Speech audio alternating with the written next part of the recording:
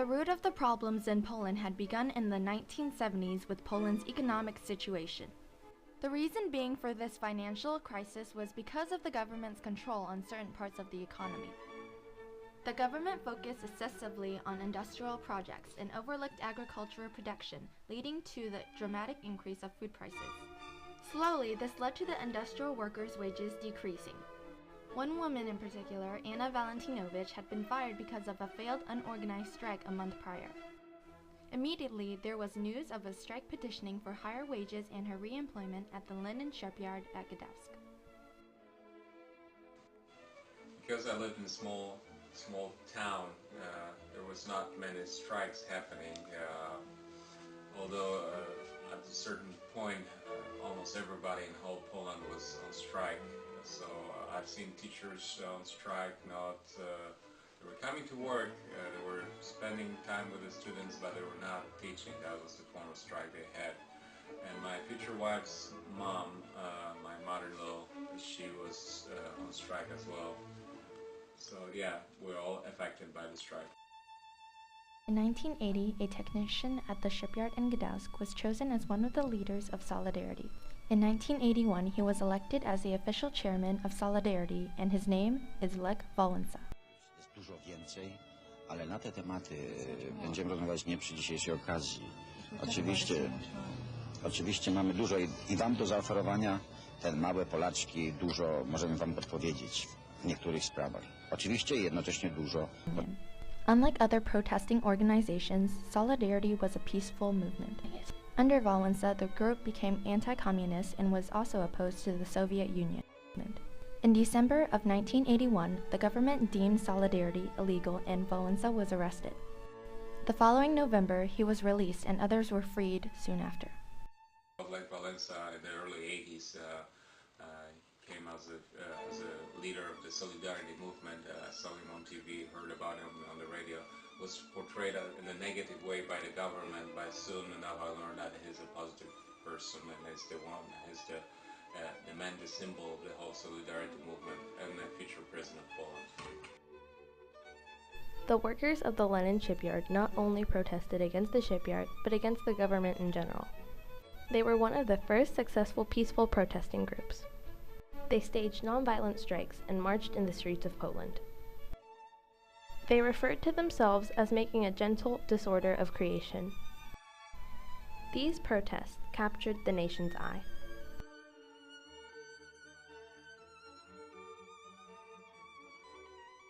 In these protests, they demanded freedom of speech and rights to media.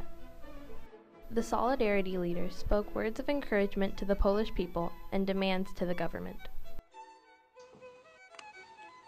I first heard about events in Gdańsk, I guess on TV. It was a propaganda kind of TV reporting.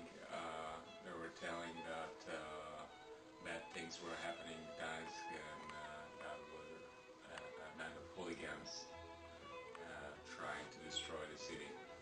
Ever since I remember, I've seen some footage on TV or my parents talking or friends talking about some kind of resistance or strikes starting in Poland. I was born in '69 and the first anti-communist movements or anti-government movement started in the 50s, 56, 68. So it was all even before I was born. And then there was a big one in '72, the next in '78, and of course in the '80s. We all knew somebody who was involved with the strikes, or everybody knew somebody who was involved with the Solidarity movement. It was very popular. It was kept secret, so nobody was talking openly about it. But if you were in a close, in the circle of close friends, definitely you knew who was who and who was in the Solidarity movement. Even we as small children were kind of involved with that. We're exchanging illegal literature and were books or pamphlets about the truth that was kept away from us by the government. Of course, the media, the official government run media tried to diminish the events. They tried to make them look like they were not important, or even if they happened, they tried to make them like they were not anti-government, but it was just a bunch of hooligans misbehaving. So yeah, the TV and newspapers, they were not telling the truth, they were lying. The government at the time was communist and was led by Wojciech Jaruzelski. The strikes of solidarity led to the people of Poland beginning to uprise. The government, led by Jaruzelski, responds by declaring the Solidarity Union illegal, dispersing brutally any protest. They arrest many of its leaders. In response to the strikes, the government began using demonstrations on the protesters. When this failed, Jaruzelski, on December 13, 1981, created a law that made solidarity illegal, martial law. In doing this, the government also arrested Solidarity's leaders, including Wałęsa. Pope John Paul II had many influences on the views of the Solidarity strikes in Poland. The Pope supported Solidarity to encourage Catholicism to the Polish people and to deter them from communism. The Pope supported Solidarity's belief in giving the people the rights that they deserved. Pope John Paul II's home country was Poland, and this contributed to his helping the people of the country. The Pope began supporting Solidarity in 1979, even before the official protests began. After Wałęsa and the other Solidarity members were freed, the movement slowly became legalized. The long-term influences of the movement on the people led to the end of Poland's communism. On April 17, 1989, Solidarity was officially legalized and recognized as a political party. Soon after, a non-communist man named Tadeusz Mazowiecki was elected prime minister, and communism was shortly rid. That same year, communism officially ended, and in the following year, Lech Wałęsa had become the first democratically elected president of Poland. All those strikes definitely affected my country.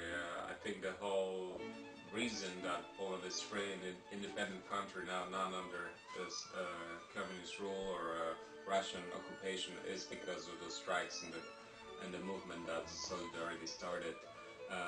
Changes took place in 1989 and 1990, so it was even before Berlin Wall fell down. So it not only affected our country, but it gave freedom to all the countries that were living under Russian oppression or communism. In response to the increased prices of goods and minimized wages, a movement that began in the Lenin shipyard transformed into a national revolution.